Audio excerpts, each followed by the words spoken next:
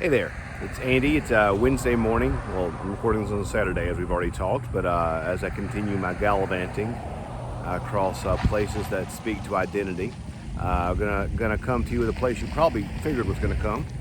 Boom, there it is, Bogue Chitto School. There it is. I hope my wife watches this so she can see the great Bogue Chitto sign in the background. Um, but yeah, I'm right on the verge of the campus here. I didn't want to go too far onto campus because just don't want to, with Corona and everything. But I stopped by the place I spent a lot of years as a kid in class, and one of the joys of ministry has been places I've been as people pass by the Bogue Chitto exit. I'll get a text from church saying, "Hey, just passed by Bogue Chitto," or as people cross over the river over on 98 coming into Macomb or going to Hattiesburg. I'll get a text saying, "Hey, just passed the river." So it's been kind of fun to see that happen throughout my ministry. And I talk a lot about being from here and what I learned here, but let me tell you why this matters and why I care about this place.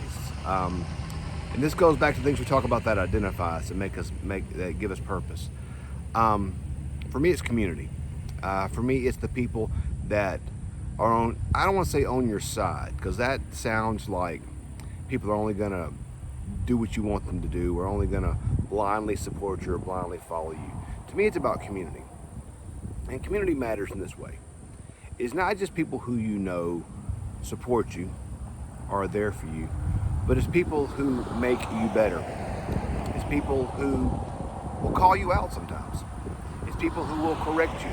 It's people who love you so much that they're willing to say, I don't know if I agree with that.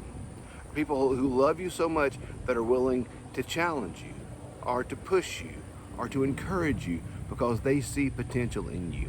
For me, that's why I love Bogue Chitto so much, is because the people that mentored me here, Mr. Long, Coach Myers, Coach Barron, so many others, were people who pushed me, who scolded me. Mr. Willis, who taught me math all the way through school.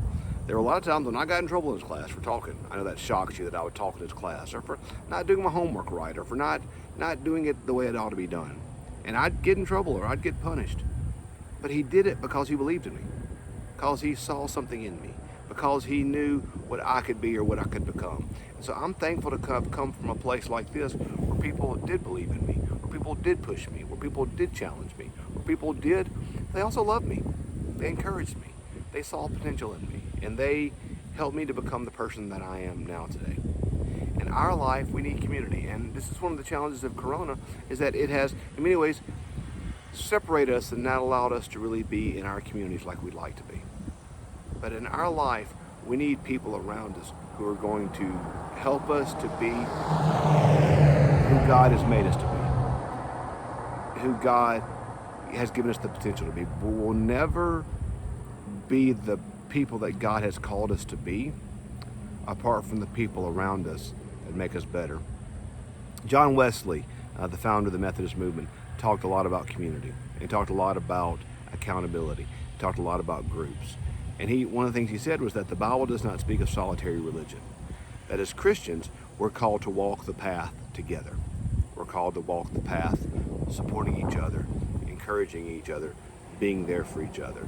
So today, as we talk about the things that make us who we are and that give us purpose and identity, what I want to talk to you about and the questions I want to pose to you today are is first, who are your people?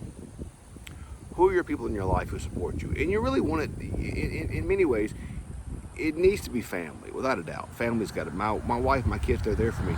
But it's more than just family.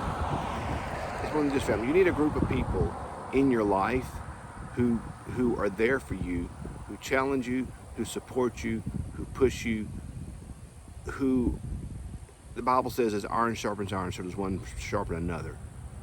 Who are the people in your life who are the iron in your life that sharpen you? That when you're wrong will say, I don't know about that. Who when you're right say, hey, great job, let's think about how we can make this better. Who are those people in your life? Who are the teachers? Who are the friends? Who are the colleagues? Who are the co-workers? Who are the supervisors? Who are the people in your life who you surround yourself with who make you better, and who also who you have given authority to correct you, to challenge you, to push you, to make you better, who you have given permission to, either verbally or through relationship, who you've given permission to make you a better person. So who are the people in your life? Secondly, who are you doing that for? Who are you pushing? Who are you speaking into? Who are you helping to grow?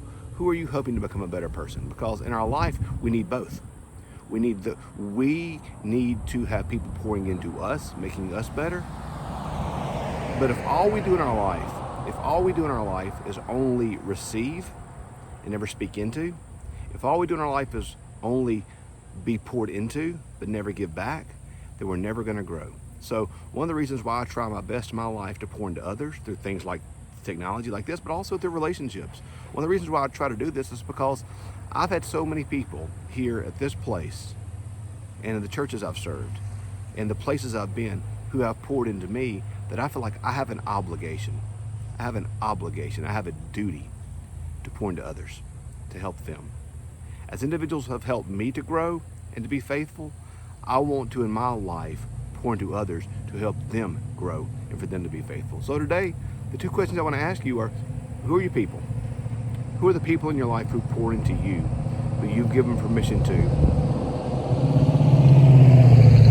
who have helped you grow, helped you become the people that you are now? Who are your people? And secondly, who are you pushing? Who are you pouring into? Who are you helping? Who are you helping to grow? Who are you helping to be faithful? We need both. We need our people. We need those that we push into. That's what we need in our life to really live, to really be faithful. That's what the Bible calls us to. As iron sharpens hand, so as iron sharpens iron, so does one man sharpen another. We need each other to sharpen each other, to care for each other, to love each other. This place, Bogue Chitto, it's made me who I am in many ways. It shaped my values, it shaped my knowledge, it shaped my soul, it shaped everything about me. And I'm so thankful for what this place means to me. And that's why I talk about it so much, because I would not be the person that I am apart from it. So who are your people and who are you pouring into? Those are our challenges today, to think about that. Who are your people, who are you pouring into? Thanks for watching. We'll see where we wind up tomorrow. Thanks for journeying with me.